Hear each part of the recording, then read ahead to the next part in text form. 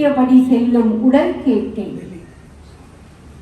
நசையறு மனம் கேட்டேன், நித்தம் நவமென சுடதரும் உயிர் கேட்டேன், தசையினை தீச்சுடினும் நவ சக்தியை பாடுநல் அகம் கேட்டேன், அசையறு மதி கேட்டேன், இவை அருள்வதில் உனக்கேதும் தடையுள்ளதோ, சொல்லடி சிவசக்தி என்னை சுடர்மிகும் அறிவுடன் படைத்து விட்டாய், வல்லமை தாராயோ இந்த மாநிலம் பயனுற வாழ்வதற்கு என்ற மகாகவி பாரதி என் பாட்டலில் பாடல் வரிகளை நினைவு கூர்ந்து இங்கே நம்முடைய சங்கத்திலே அமர்ந்திருக்கின்ற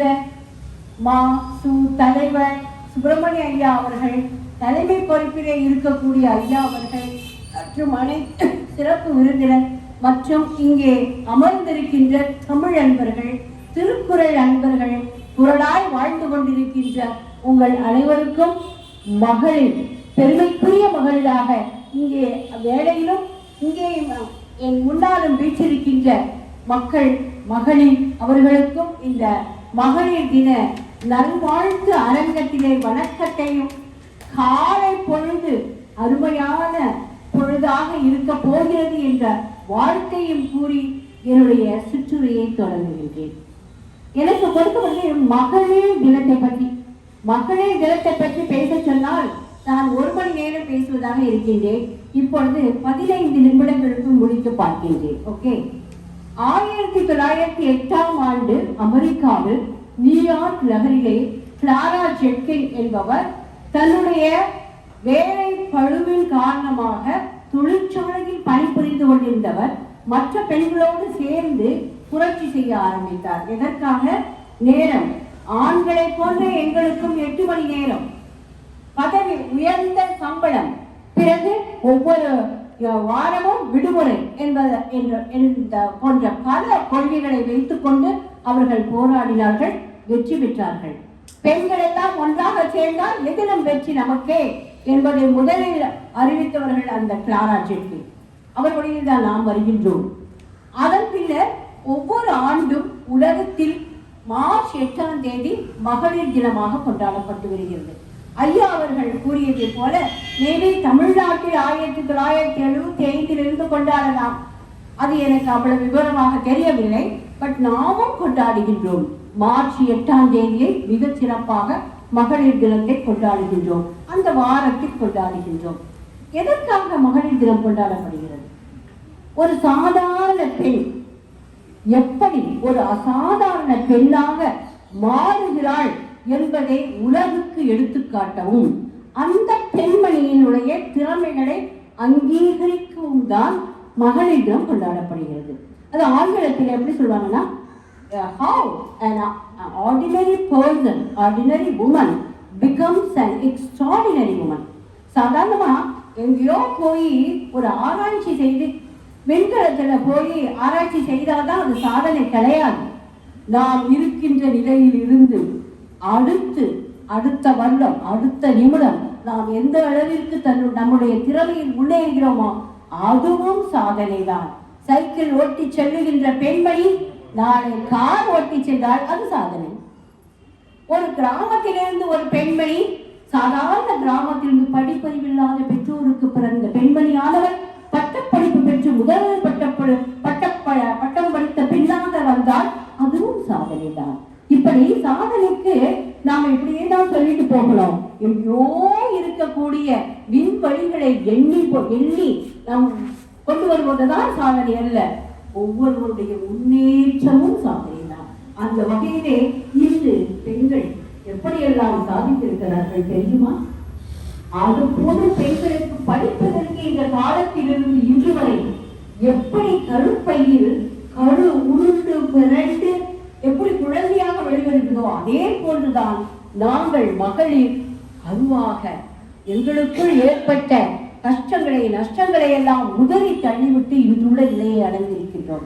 அதற்காக நாம் எல்லோருமே நம்மை நாமே பாராட்டிக் கொள்வோம். இதிலே ஒன்றுமில்லை.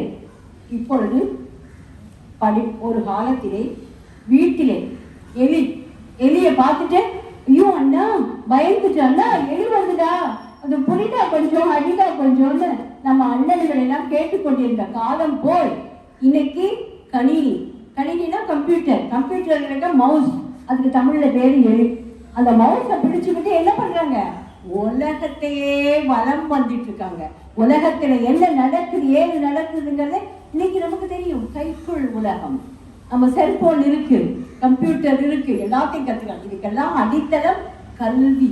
கல்விதான் எங்களை முன்னுக்கு கொண்டு வந்தது என்று சொல்லிக் கொள்வதிலே எல்லோரும் பெருமைப்பட வேண்டும். அந்த கல்வியை நமக்கு கொடுத்த பெற்றோரும் சரி, ஆசிரியர்களும் சரி, மற்றவர்களையும் சரி நான் பாராட்டுகின்றேன். நாம் நம் குழந்தைகளுக்கு கல்வி அறிவை கொடுக்க வேண்டும். அதுவும் பெண் குழந்தைகளுக்கு கொடுக்க வேண்டும். எப்பொழுது சொல்லுவாங்க, ஒரு பெண்ணுக்கு கல்வி கற்றுக் கொடுத்தால் அந்த குடும்பமே படித்ததாக அர்த்தம், அந்த குடும்பத்திலிருந்து நாடே படித்ததாக அர்த்தம். இப்படித்தான் நாட்டிற்கும் குடும்பத்திற்கும் நாட்டிற்கும் நல்லது செய்ய வேண்டும் என்றால் பெண் குழந்தைகளுக்கு கல்வி கற்றுக் கொடுங்கள். நாங்கள் எங்கள் சூரிய தென்றல் என்ற பெண்கள் அமைப்பின் மூலமாக கல்வி கற்பதற்கு நிறைய உதவிகளை செய்து கொண்டிருக்கிறோம் என்பதை இப்பொழுது சொல்லிக் கொள்கிறேன். இன்னைக்கு பார்த்தீங்கன்னா பெண்கள் எல்லா வகையிலும் எங்கெல்லாம் போகல எல்லா இடத்திலும் நுழைஞ்சிருக்காங்க. எல்லா துறைகளும் அங்கிங்கினாவது இப்படி எல்லா துறைகளிலும் போயிருக்காங்க. என்ன கார் ஓட்டுறாங்க, ஆம்னி பஸ் ஓட்டுறாங்க இல்லையா பெண்கள். அன்னைக்கெல்லாம் வந்துட்டு எதுவுமே ஐயோ சைக்கிள் ஓட்டுறியா, பொண்ணுக்கு எதுக்கு சைக்கிள் ஓட்டக்கூடாது அப்படின்னு சொன்ன காலம் உண்டு. இன்னைக்கு ஆம்னி பஸ் ஓட்டுறாங்க, மேல ஆகாயத்துல வந்து போறாங்க, போயிட்டு பிரபஞ்சத்தையே அளந்துட்டு இருக்காங்க. உங்க எல்லாருக்கும் தெரியுமா, 2016ஆம் ஆண்டு வந்து மார்ச் மாதம் 6ஆம் தேதி பாம்பேல இருந்து சான் பிரான்சிஸ்கோ வரை விமானத்தை ஓட்டி சென்றவர்கள் எல்லோரும் பெண்கள். விமானத்தை ஓட்டி சென்றவர் பெண்மணி, அதோட மெக்கானிக் பெண்மணி, ஷெஃப் என்று சொல்லுவாங்க, ஏர் ஹோஸ்டஸ் சொல்லுவாங்கல்ல, அவங்க பெண். அங்கே ஓட்டி செல்வாங்க அத்தனை பேரும் பெண்களாக இருந்தார்கள். உள்ளே இருந்தவர்கள் யாரெல்லாம் என்று தெரியவில்லை, கலந்துதான் உட்கார்ந்திருப்பார்கள், பெண்ணும் ஆளும் தான் கலந்து உட்கார்ந்திருப்பார்கள். ஆனால் அவர்களெல்லாம் 18 மணி நேரம் விமானத்தை மிக திறமையாக ஓட்டி சென்று 8 மார்ச் 2016 அன்று சான் பிரான்சிஸ்கோவில் வெற்றிகரமாக தரையிறங்கினார்கள். இதை என்ன சொல்றீங்க, இதை விட வேணுமா எங்களுடைய பெண்களுடைய ஒரு திறமையை காட்டுவதற்கு? இது மட்டுமா சுவாதி அவர்கள் இப்பொழுது பிரபஞ்சத்திலே அவர்கள் ஏவுகணையில ஓடிட்டு இருக்காங்க. என்னைக்கு இறங்குவாங்கன்னு நமக்கு தெரியாது, இறங்கிட்டாங்களாங்கிறதும் தெரியாது, அப்படியே ஓடிட்டு இருக்காங்க. ஆனா பயம் இல்லை. அன்னைக்கு அச்சம் தவிர்னு மகாகவி பாரதி சொன்னாங்களே, இன்னைக்கு நாங்களாம் அச்சம் தவிர்த்ததுனால தான் இங்க வந்தே இருக்கோம். இன்னைக்கு வந்திருக்கோம், வீட்டை விட்டு வெளியில வந்திருக்கோம். அச்சம் தவிர்த்ததால தான். அச்சத்தோடு இருந்திருந்தால் எங்களால் எதுவும் செய்திருக்கவே முடியாது. அச்சம் இல்லாமல் இருந்ததால் தான் போர் விமானங்களை கூட பெண்கள் ஓட்டுகின்றார்கள். இனி போர்க்களத்திலும் பெண்கள் வருவார்கள். அமெரிக்காவிலே வந்து விட்டார்கள். ஏனென்றால் நான் சவுதி அரேபியாவிலே 1990 ஈராக் வளைகுடா போர் நடந்த பொழுது நான் கண்கூடாக பேப்பர்களிலே பார்த்தது என்னவென்றால், அங்கே உள்ள அமெரிக்க பெண்மணிகள் ஈராக் வாரிலே போர்க்களத்திலே போரிட்டார்கள் என்பது. அப்போதான் நான் ரொம்ப ஆச்சரியமா, ஐயோ போர்க்களத்துக்குலாம் போறாங்களே அப்படின்னு. போர்க்களத்துக்கு போய் போர் குடிச்சிட்டு வீட்டுக்கு வந்து டென்ட்ல வந்து குழந்தைகளுக்கு பால் கொடுத்தாங்க. இதெல்லாம் கேட்கும் போது என்னால் முடியல. ஆனா இன்னைக்கு நம்ம நாட்டிலையும் பெண்கள் போர் விமானங்களை ஓட்டுகிறார்கள் தைரியமாக, அச்சம் தவிர்த்து கொண்டு. வேற எங்கெல்லாம் போகல. முன்னெல்லாம் விரல் விட்டு வெளிக்கலாம். திலகவதி ஐபிஎஸ், கிரண்பேடி ஐபிஎஸ், நம்ம அம்மையார் முத்துலட்சுமி அம்மையார், டாக்டர் முத்துலட்சுமி அம்மையார் என்று விரல் விட்டு எண்ணினோம் பெண்களுடைய முன்னேற்றம், பெண்களுடைய கல்வி, அவர்களுடைய திறமைகளை பற்றி. இன்னைக்கு எத்தனை ஐபிஎஸ்கள் உங்களுக்கு தெரியுமா? தடிக்கு விழுந்த ஐபிஎஸ் தான், தடிக்கு விழுந்த டாக்டர் தான். எத்தனை டாக்டர்கள் இருக்கிறார்கள், எத்தனை மருத்துவ கல்லூரிகளில் செவிலியர்கள் நீங்கள் எல்லோரும் பார்த்திருக்கிறீர்கள். கொரோனா நேரத்திலே பெண்கள் செவிலியர்கள் தான் மிகுந்த அருமையான சேவைகளை செய்தார்கள். இந்த பெண்களுக்கு அந்த ஒரு தாய்மை உணர்வு உண்டு. பன்முக படைப்பாளர்களாக பெண்கள் மட்டுமே செயலாற்றி கொண்டிருக்கின்றார்கள். இதெல்லாம் பெண்கள் முன்னேற்றம் தானே. பெண்களுடைய முன்னேற்றத்துக்கு இன்னும் என்னன்னா, முந்தி காலத்துல பிடி உஷா வச்சோம், அவங்கள என்ன சொன்னாங்க. இன்னைக்கு பாத்தீங்கன்னா எத்தனை பிடி உஷாக்கள் இருக்காங்க. வயசு டெய்லி ஓடுறாங்க, டெய்லி நம்மளும் ஓடிட்டு தான் இருக்கோம். வயசு அப்ப அதே மாதிரி செஸ் எல்லாம் விளையாடுனா பொண்ணு பிள்ளைக்கு சமையல் ரூமை தவிர வேற எதுக்கு என்னன்னு கேட்டாங்க. இப்போ செஸ் விளையாட்டில் பிரக்யானந்தா அவருடைய தமக்கை வைஷாலி அவர்கள் நியூயார்க்ல வெண்கல பதக்கம் வாங்கி நம்ம தமிழ்நாட்டுக்கே பெருமை சேர்த்திருக்காங்க இல்லையா. இதெல்லாம் எவ்வளவு பெரிய சிறந்த செயல்னு சொல்றீங்க. இதே போலதான் நிறைய முன்பெல்லாம் லேசர் துறையிலேயே பெண்மணி ஒருவர் தான் நோபல் பிரைஸே வாங்கியிருக்காங்க. முந்தையெல்லாம் அறிவுலகம் அறிவியல் இருந்தால ஐயோ எனக்கு வேண்டாம் ஆர்ட்ஸ் குரூப் எடுத்தா போதும் அப்படின்லாம் சொல்லவங்க இருக்காங்க. ஆனா இன்னைக்கு மருத்துவராக தொழிலாக எல்லா துறைகளையும் செஞ்சிருக்காங்க. இதை விட என்ன வேணும் சொல்லுங்க. அதனால பெண்கள்லாம் இன்னைக்கு ரொம்ப சந்தோஷப்படுறாங்க. இன்னைக்கு இன்றைய உலகம் பெண்களின் பொற்காலம் இல்லையா. மகாகவி பாரதி சொன்னதை போல பட்டங்கள் ஆளவும் சட்டங்கள் செய்யவும் பாலியல் பெண்கள் படிக்கவும் நாங்களும் படிச்சாச்சு. பட்டமும் படிச்சுட்டா நாங்கள் சட்டசபையிலே போய் வேலையும் பார்த்துட்டோம். எத்தனை பேர் ஐயோ சட்டசபை செக்ரட்டரி போனீங்கன்னா பெண்கள் தான் நிறைய இருக்காங்க. எல்லா முதலமைச்சரும் எங்க பெண்ணு தான். எல்லாருமே எங்க பெண்கள் எங்க இல்லை. அரசியலிலையும் நாங்கள் ஆட்சி கொள்வோம், அடுப்பங்கரையிலும் அடுப்பு ஊதுவோம், தத்துவத்தையும் தூக்குவோம், சட்டசபையிலும் நாங்கள் வேலை பார்ப்போம் என்பதை நிரூபித்துக் கொண்டிருக்கின்ற பெண்கள் மகளிர் தினம் கொண்டாடுவதிலே பெருமைப்பட வேண்டும். நாங்கள் இன்று பெருமையோடு இருக்கின்றோம், மிகவும் உணர்ச்சி வசத்தோடு இருக்கின்றோம். இப்ப என்னன்னா எப்பவுமே பாருங்க மென்னா அதுக்காக ஒரு பற்றி நான் கொஞ்சம் சொல்லணும்.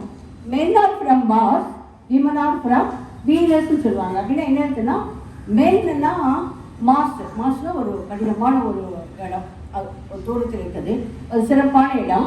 வீனஸ்ங்கிறது ஒரு காதல் உணர்வு ஒரு மென்மையான ஒரு வீனஸ் பகுதி அது அப்படின்னு சொல்லுவாங்க. அதே மாதிரிதான் பெண்களுக்குன்னு ஒரு திறமை இருக்கு, ஆண்களுக்கு ஒன்றும் திறமை இருக்கு. அதில் நாங்கள் எந்தெந்த மாற்றம்னு சொல்லலை. நீயானா இனி ஒரு விதி செய்வோம், நீயா நானா என்ற போட்டியெல்லாம் வேணாம். ஒருவர் புரிந்து கொண்டு அவரவர் திறமைகளை உணர்வுகளை மதித்து பெண்களும் ஆண்களும் ஒன்றாக குடும்பத்திற்கும் நாட்டிற்கும் உழைப்பதுதான் எங்களுடைய குறிக்கோளாக வைத்துக் கொண்டிருக்கிறோம் என்பதை நான் சொல்லிக் கொள்வதிலே இந்த மகளிர் தினத்திலே நான் பெருமைப்படுகின்றேன். இனி ஒரு விதி செய்வோம். என்ன விதி?